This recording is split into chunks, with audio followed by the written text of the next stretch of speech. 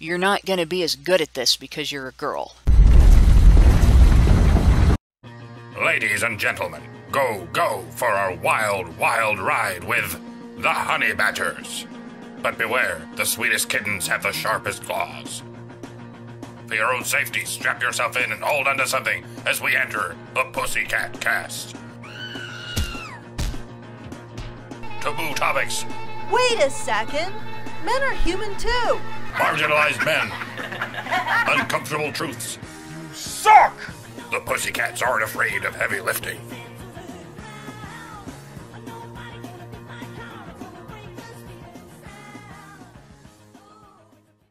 Earlier this week, Google employee James Damore wrote a comprehensive, heavily sourced inter-office memo regarding the company's diversity initiatives. Soon after, his communication was leaked to the public. The now infamous memo, linked in the low bar of this hangout, applauded diversity efforts, but cautioned against a social justice-led affirmative action approach. Damore argued, instead, for an approach which could best be described as libertarian and meritocratic in nature. Progressive media outlets, rather than publish the entire menu, letting the man's words speak for themselves, did everything they could to shape their readers' opinions without becoming sources of access to the original. They cherry-picked. They paraphrased badly. They omitted sources cited by the writer when criticizing the points he had gleaned from them. They characterized, demonized, and even proselytized from the church of women worsting. Their readers reacted vehemently. Social media was ablaze with criticism based on the slant of whatever news stories Damore's critics had read, many of whom blocked or linked to news stories when asked to cite the parts of the memo that had them so riled up. The ensuing rage fest even exposed other political ugliness within Google's ranks: coworker blacklists and political manipulation of search results. For his high treason against the guardians of the dominant political narrative, Damore was subsequently labeled alt-right, doxxed, publicly shamed and flamed, blamed for every malady that feminists claim prevents women from pursuing STEM careers, and finally fired, with conservative social network Gab.ai putting forth a job offer shortly thereafter.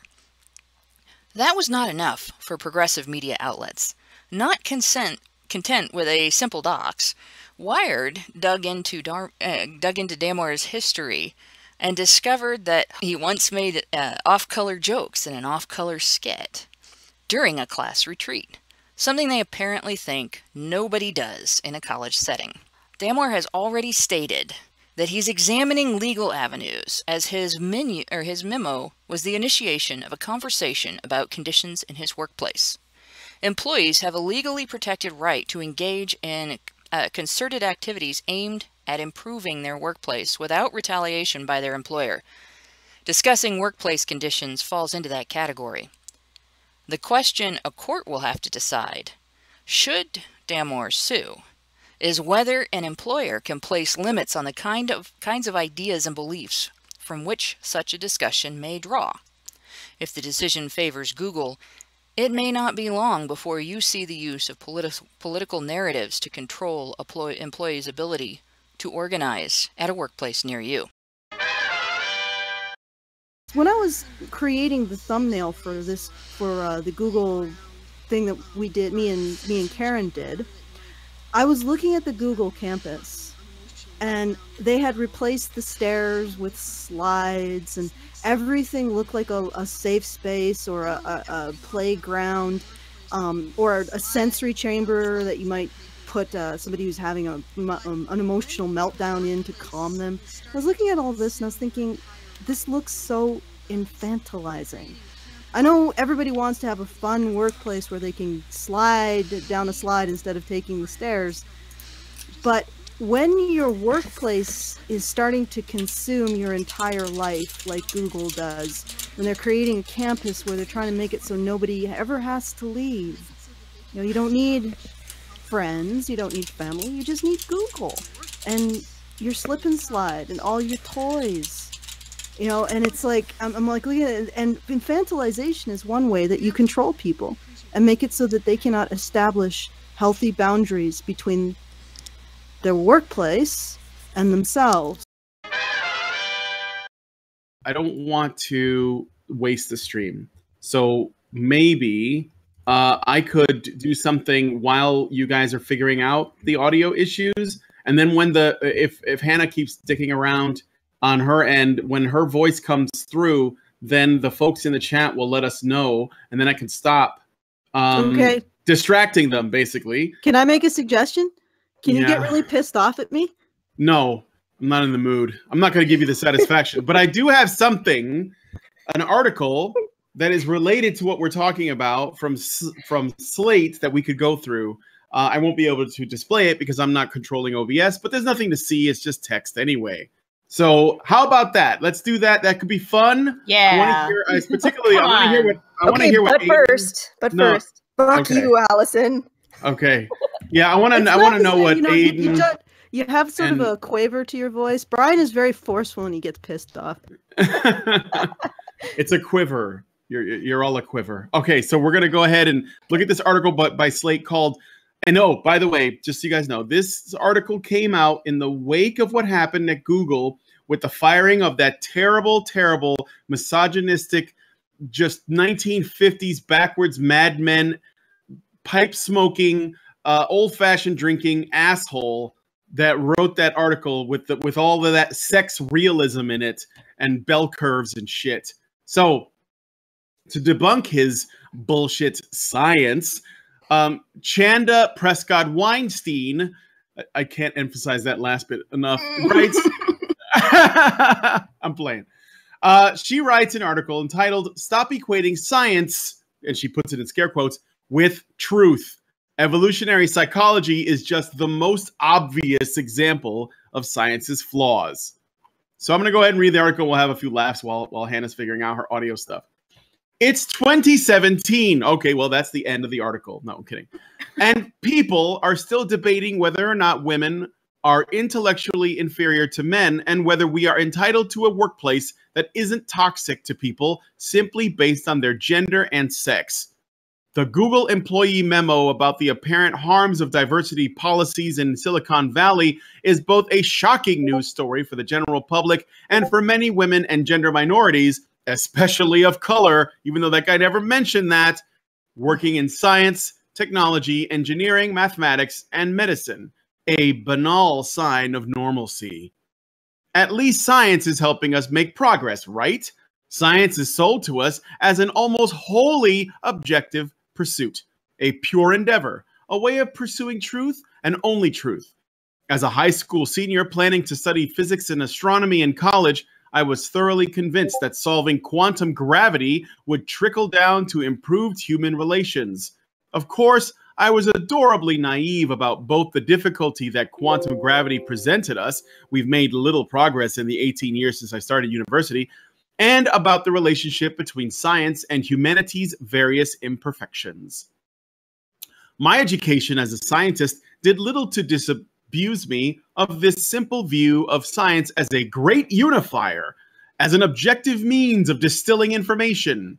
When skeptical members of my family argued that physics was dangerous because of nuclear weapons, I pointed out that it wasn't science that was the problem, but rather how people used it.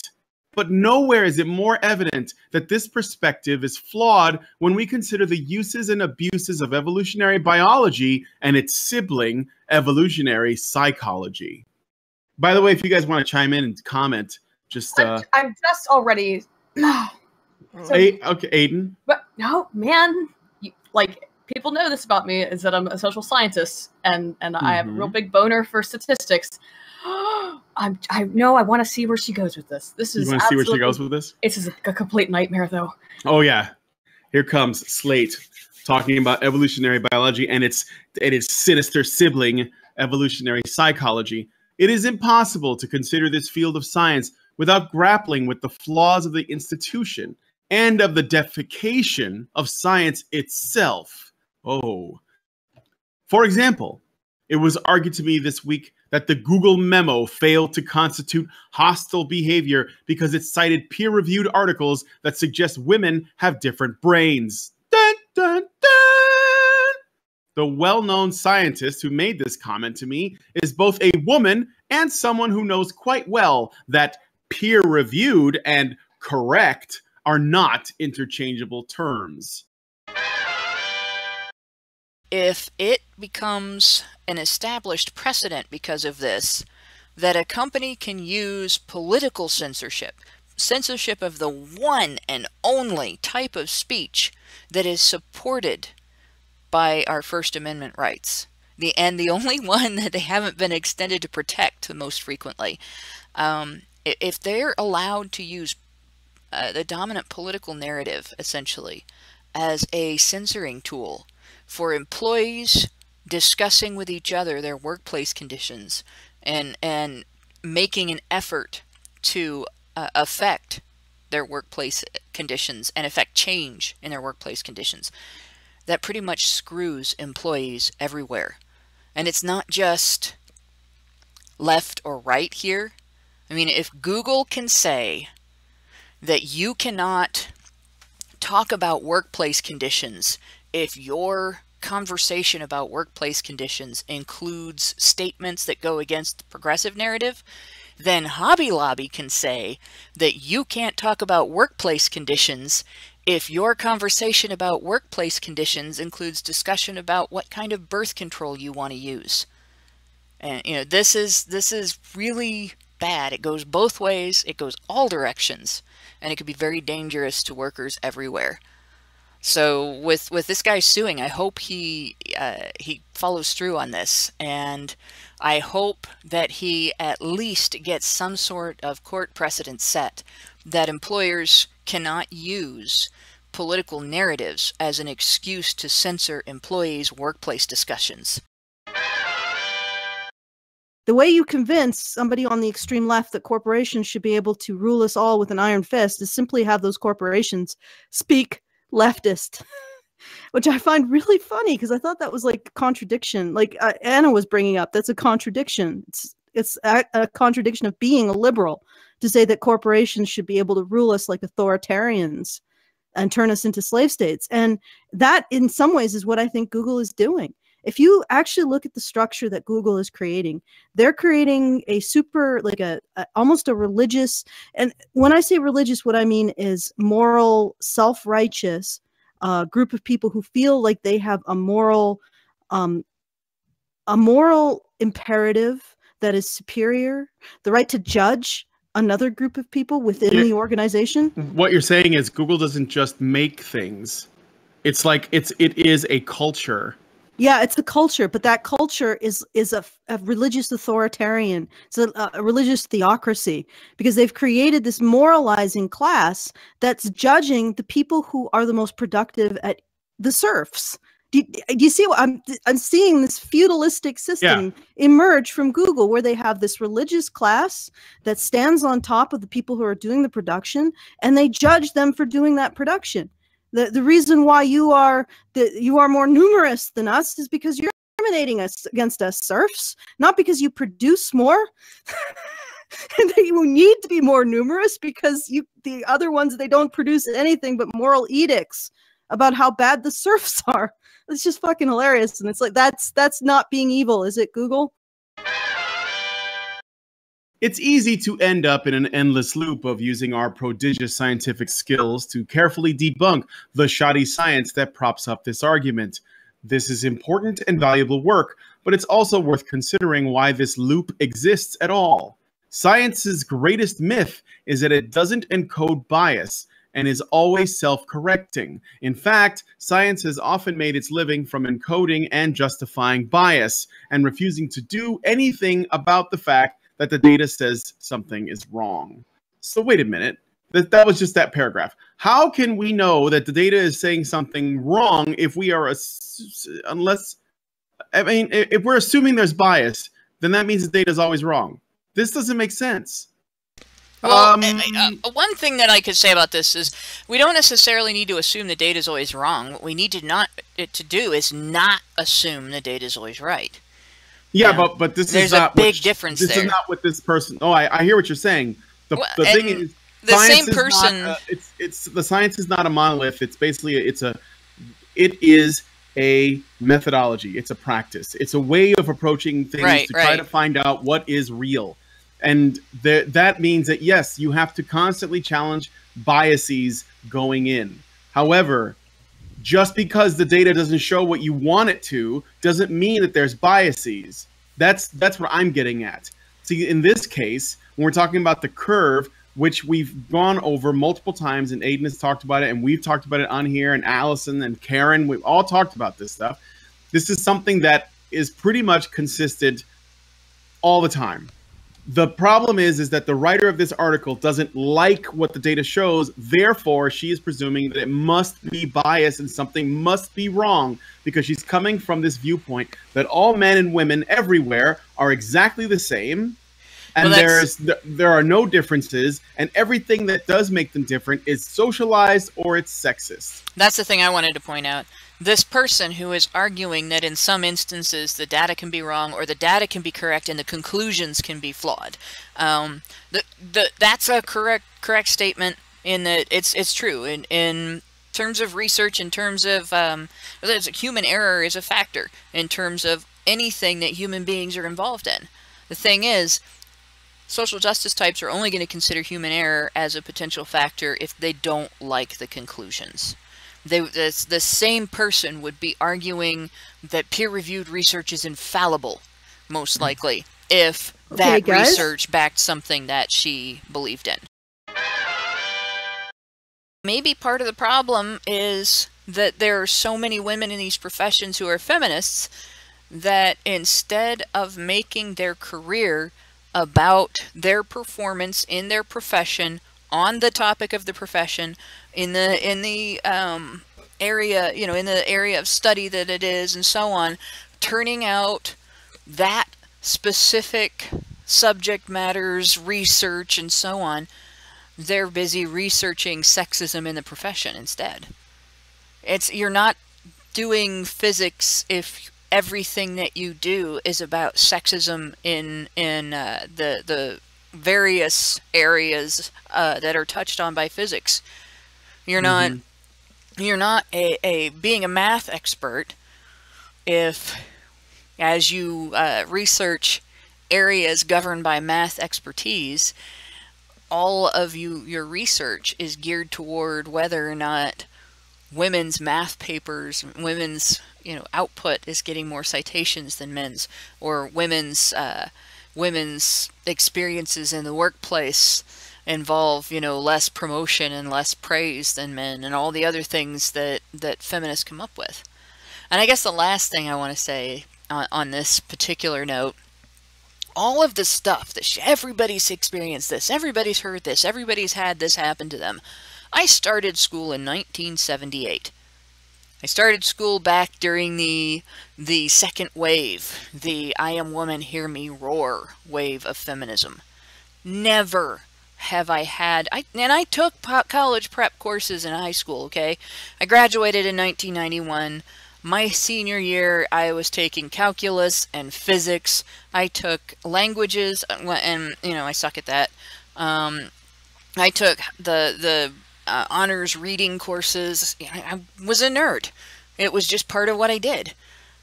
Never have I had a teacher, a professor, a boss. Nobody has ever told me, you're not going to be as good at this because you're a girl. Last paragraph. Google bro would argue that we ought to consider the possibility that white women and racial minorities simply produce lower quality work, which is why we struggle to be recognized as competent knowledge producers. I gotta stop. Bullshit! He did not say that. That's fucking bullshit. Did you even read the paper, bitch? I read all 10 pages the other day. You cannot put words in this guy's mouth. I can't fucking stand this shit. Just because there are... Look, here's the thing about Google, okay? I just gotta put this out there. James Damore. It's got to be one or the other. Either James Damore is right and Google has tech positions that are basically 80% male dominated due to natural tendencies of sexual dimorphism, or James Damore is wrong and Google has tech positions that are 80% male because of misogynistic hiring practices. Now, it can't be the other one because Google fired the guy for even mentioning it. So it's not even possible that Google is misogynistic. But maybe they are because they think that they need to prop women up in some way, and they're willing to fire dudes to do it because they think so little of them. But this guy's just bringing up some truth, and this cunt is trying to basically come up with what he's really thinking. There's one thing that makes me mad about feminists and social justice warriors. The thing that pisses me off about them the most is they think they know what you're thinking, and they put it out there like it's fucking fact. And I can't stand that shit. All right, that's it for that sentence. Anyway. I think you're right, except they don't care what you're thinking. They only care what arguments they can make. They will deliberately, knowingly, and willfully strawman your arguments because they can't handle the information that you're actually putting out there. Yeah. All right, next. Okay, so I'm sorry if I blew up the microphone. For those of you guys who are wearing headphones, I got mad. I think you should do that more often. I could see that Aiden was chuckling. I know that she agrees with me. I'm getting a lot of, actually, my problem is I'm getting a lot of Robo Brian. Can you pop out and back in? Yeah, I'll be right back. Okay, all right. Okay, how about now? I'm back. I'm quick. Still pretty Robo. Maybe the chat can. I'm not. It's coming. I was gonna say it's coming through. Brian. It's coming through here just fine. Okay, they said the sound is fine here. Yeah, it's at your end, Alison. Right. You'll have to leave and come back in. All right, so where was I? It's time to turn the tables on this debate. Rather than leaning in and trying endlessly to prove our humanity and value, people like him should have to prove that our inferiority is the problem. What, do you feel inferior? Because you did write about relaxions. Maybe you could use that. Eliminate structural biases in education, healthcare, housing, and salaries that favor white men and see if we fail. Run the experiment. Be a scientist about it. What? You have freedom of opportunity. Alison, if you're trying to talk, we can't hear you. You can make... This is it. No, we have to restructure society. We have to restructure society around these people who are clearly equal. We just haven't made it equal enough for them for some reason. It's not even equal. What? This guy was fired because he offended these women. And what was fired? What the everlasting fuck is she talking about? You're talking about eliminating structural biases? This guy has no access to healthcare, housing, or a salary now because he pissed you off. How much more fucking structural bias in your favor do you need, lady? In this instance, this is the divide between people and their individuality. And that's the only reason that the upper echelons of feminism have produced all these arguments. They don't give a shit about women in the workplace. They don't give a shit about women's progress in terms of earning and in terms of careers and in terms of having whole new avenues open to us and everything. They don't give a rat's ass about any of that. That's not important to them. What is important to them is gaining collective control over the job market, gaining collective control over the business world, gaining collective control over the academic world, and this is the perfect tool for them to do that. They can use your prejudiced, your racist, your sexist, your classist, your prejudice against this particular religion as a battering ram to prevent people from protesting against that potential control. That's what this is all about. And so when you hear this stuff, of course it sounds ridiculous, because they're spouting gibberish. They're saying things that they know are not true. They're repeating talking points, and none of it comes out of giving a flying fuck about women. It's all about control. And it's never going to make sense to people who are individualistic. Over the last 3 months, Honey Badger Radio has been hit with a number of devastating situations. The most devastating is, of course, Brian's diagnosis of testicular cancer. And all of the things that he's going to have to go through to get himself better. But after that happened, YouTube gave us a community strike, which admittedly is more annoying than emotionally devastating, but still pretty devastating to our live streaming process because they revoked our live streaming privileges, which left us scrambling in a situation where we had to deal with our producer having testicular cancer, scrambling for a new method to bring you live streams. And as is fairly obvious, our live streams have suffered for that. And then the third devastating thing was patrons' treatment of Lauren Southern and the subsequent fallout for us in terms of losing patrons to Patreon's decision. I'm going to reach out to Jack Conte, the founder of Patreon, about having true diversity in his appeals process. But I don't know if he'll bother to respond to a heathen pleb like myself who engages in all kinds of wrongthink. So I'm now potentially looking at losing 3 years of work that I put into our Patreon. I don't even know if we can move from Patreon now and still be able to pay the people who keep Honey Badger Radio running. I invested 3 years of hard shilling salesmanship into that patron, and now I'm looking at starting all over again, which is something, like I said, I don't even know if I can do at this point. So if you're still with Honey Badger Radio, you're definitely a stubborn person, or you like us a lot. And if that's the case and you're still not currently supporting us as a patron or a supporter, I'd just like you to think about why not for a moment, why you haven't begun to support if you are financially capable, and send me the answers to that question, why you're not currently supporting, to topic@badgerpod.com, so I can figure out what will get you supporting. And if the answer to that question after you've given it some thought is, well, why not? Then please click the link in the top right of this video, which will bring you to the subscription page that I've set up on feedthebadger.com. That's separate from Patreon, since I'm going to have to start building it up all over again. And please do become a supporter, because I could really use some love right now. And actually everybody at HBR could use some love right now. The world could use some love right now. Anyway, www.feedthebadger.com. Every little bit helps. Make sure that the badger doesn't disappear. Thank you. Thank you for everybody who stuck with us during this incredibly difficult stream. Yes, and with that... But we will get better. We will get better. With that, good night all, and we're out.